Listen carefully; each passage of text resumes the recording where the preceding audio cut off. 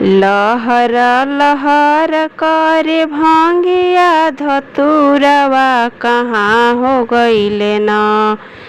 हमर भोला बौरा हवा कहाँ हो गइले न। लहर लहर करे भांगिया धतुरवा कहाँ हो गइले न। हमर भोला बौरा हवा कहाँ हो गइले न।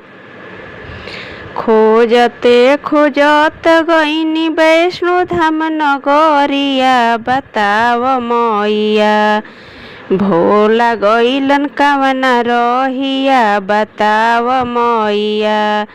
भोला गइलन कवना रहिया बताव मैया। हम नाही देखनी हो गौरा जी के सैया सुन हो शिष्या। भोला गइले कवना रहिया सुन हो शिष्या। हम नाही देखनी हो गौरा जी के सैया सुन हो शिष्या। भोला गइले कवना रहिया सुन हो शिष्या। खोजते खोजते गइनी कलकत्ता नगरिया बताव मैया। हमर भोला जी के रहिया बताव मैया। हमर भोला जी के रहिया बताव मैया। खोजते खोजते हम चर्चा में गइनी सुनए बहिना।